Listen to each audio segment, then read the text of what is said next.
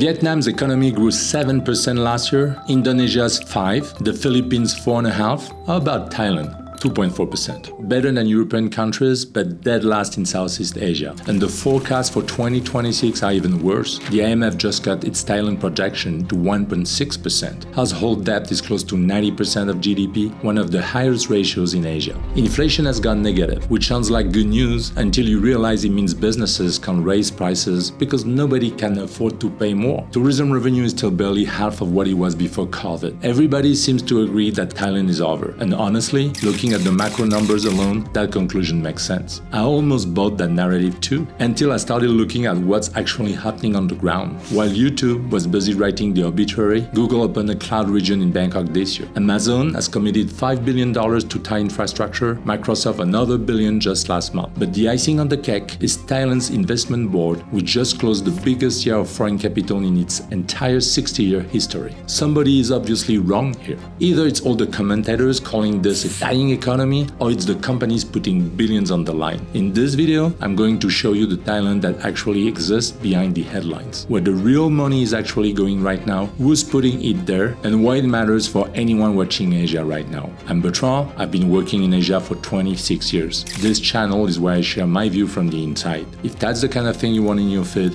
hit subscribe. Let's start with the ugly stuff, because there's a lot of it. And anyone trying to sell you a fancy picture of Thailand right now is either lying or hasn't looked at the numbers. The household debt situation is getting worse than the headline ratio suggests. When you owe almost as much as the entire country produces in a year, most of your paycheck is gone before it even lands in your account. Thai families spend a huge chunk of their income just servicing old loans. And it's not because they stopped spending. Anyone who's been to Thailand knows people eat out every day and line up for the latest iPhone. The problem is they're doing all of that on credit, often at interest rates that will be illegal in most Western countries. Domestic consumption, which is supposed to be the engine of any healthy economy, is basically on life support. Banks are tightening lending because default risk keeps climbing. Consumer loans have been shrinking for 4 quarters straight, and the overall banking system has posted 6 consecutive quarters of negative loan growth, the longest stretch since the 2009 financial crisis. It's a slow-motion squeeze on the entire middle class. Then there's the inflation problem, which most people get completely backwards. Thailand's inflation has been negative for 12 months straight, the longest deflation streak since COVID. In a country where prices are going up everywhere else in the world, that sounds like a win.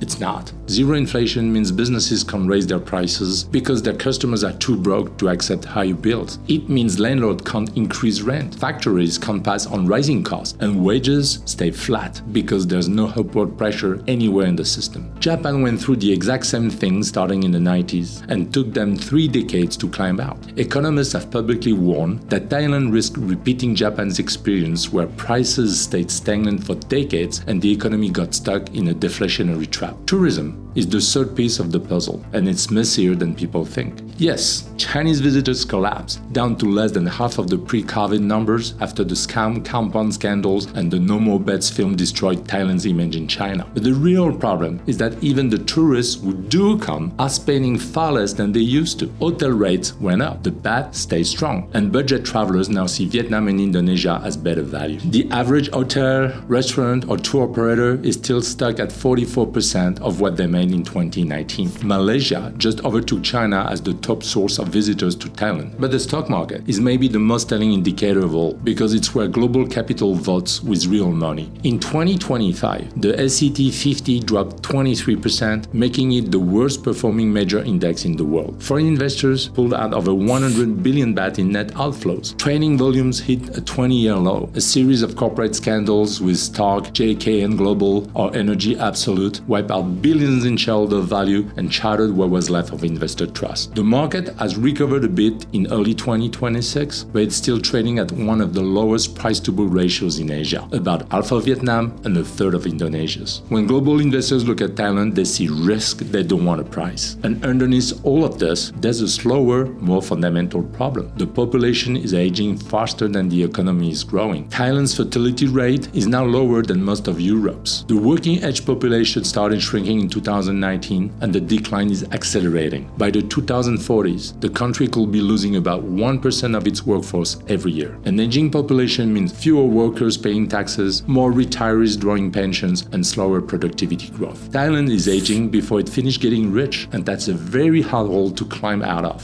Whew.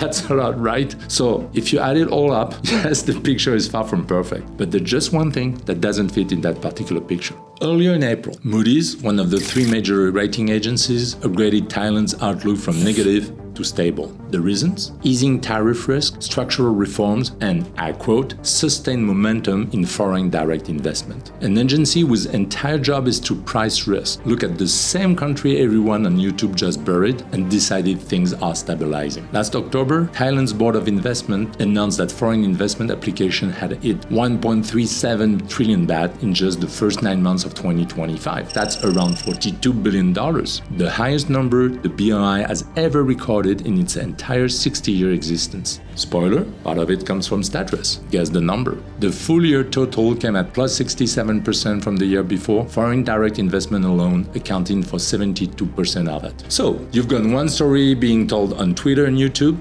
Thailand is finished, and you've got another story being told by Moody's. These two stories cannot both be right. Usually, when there's this kind of gap between the headlines and the money wins. Because the money has spent months doing due diligence and doesn't care about the narrative. It only cares about what it can build and what it can earn. So, what are these companies and investors seeing that nobody else is talking about? Well, the answer comes down to three specific bets. I've been working in Asia for 26 years. I work with the companies that are setting up here, and I share what I see, what's actually happening from the inside. If that sounds useful to you, hit subscribe. Start with the cloud stuff, because that's where the biggest checks are being written. In January last year, Amazon launched its first ever cloud region in Thailand. $5 billion committed over 15 years, 3 data center zones, full infrastructure, the works. AWS estimates the project will add around $10 billion to Thai GDP and create 11,000 jobs a year. Exactly 1 year later, in January this year, Google followed. A $1 billion investment, a new banker cloud region, and a projection of $41 billion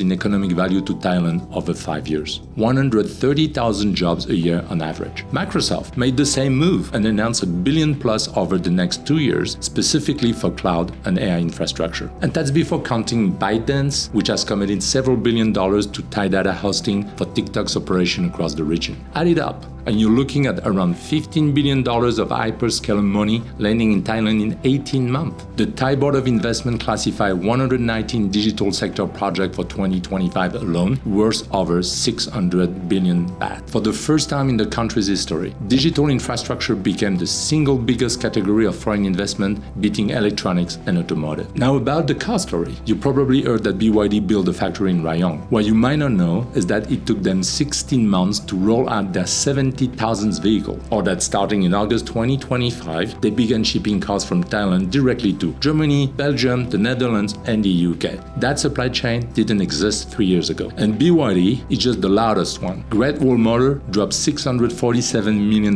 into a Thai plant. Chang'an added close to $300 million. GAC Iron, Chery, MG are all building. The Chinese EV makers have collectively deployed over $3 billion in Thai manufacturing, with approved capacity to build more than 270,000 vehicles a year. And the Thai EV market has absolutely exploded. Chinese brands now control close to 85% of the EV segment, with BYD alone holding around 40%. I told you in my video about BYD. Thailand has become the backdoor into Europe, and the Detroit of Asia is being reborn. Not with Japanese car makers this time, but with Chinese ones using Thailand as their tariff-free gateway. Which brings us to another story almost nobody is telling. If you open up your phone right now, or your laptop, or any server running anywhere in the world, you'll find a green rectangle inside it, a printed circuit board. And there's a good chance that rectangle was made or about to be made in Thailand. Since 2022, more than 200 billion baht was poured into Thai PCB manufacturing. 7 of the 10 larger Chinese PCB makers have set up shop in the country. In January, the world's single biggest PCB manufacturer infrastructure, Junding Tech from Taiwan get approval for a $2 billion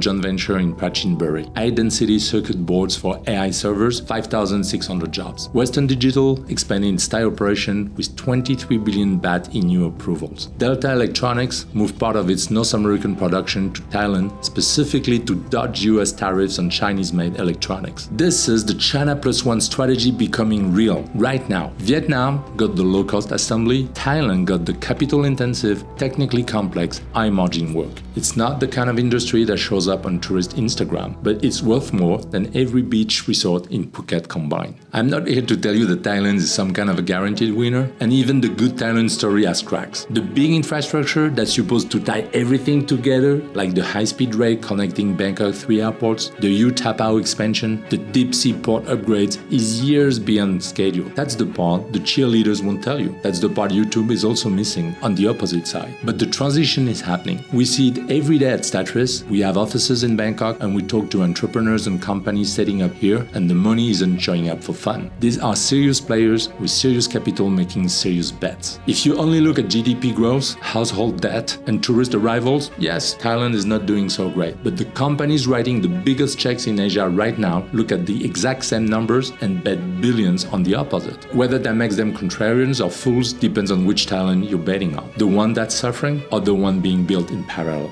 If you learn anything valuable from this video, hit subscribe. If you spent time in Thailand recently or you're running anything connecting to this part of the world, drop it in the comments. I want to hear what you're seeing on the ground. See you in the next video.